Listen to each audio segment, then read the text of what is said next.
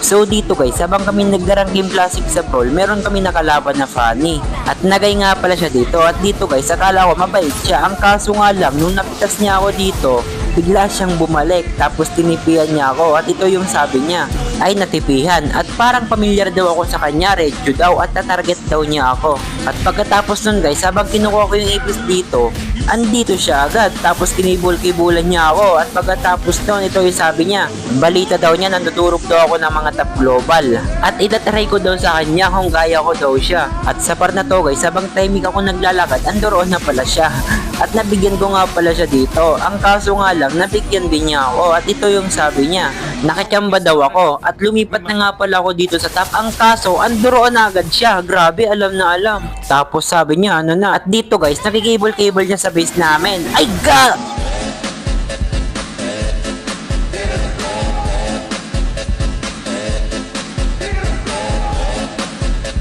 Tapos sinasarpa niya ako dito, ang sabi niya, payag ka nun, pinasok ko sa base mo. Ang hindi siguro alam nitong Fanny, kanina ko pa siya pinagbibigyan. Pinagbibigyan lang naman kita Fanny. Hindi mo ba alam na marami na akong top global na tinalo dito sa mundo ng TikTok? At dito sa part na to guys, ang lakas talaga ng loob niya para mag-invite no? Tingnan niyo kung gaano siya nagiging lamok. At so dito guys, habang nagkikable-cable yung Fanny, akala siguro niya hindi ko nababasa yung galaw niya. Kaya't napasabi na lang ako dito guys, na parang tumahimik ata Fanny. At syempre, inabangan ko rin siya dito sa red niya na para ipalasap sa kanya yung pinatikim niya sa akin kanina.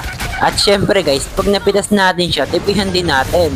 By the way guys, kung gusto nyo nga pala malaman yung item at emblem ko kay Cho, follow nyo lang ako. Salamat. At syempre guys, hindi pa ako tapos kay Fanny. Maraming freestyle pa akong ipapatikim dito. Ayan, tikman mo, masarap diba? Kahit napasabi siya, ang angas ko daw.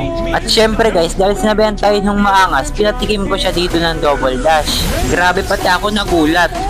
At habang nagbublo siya dito, pinatikim ko siya ng walang katapusan double dash.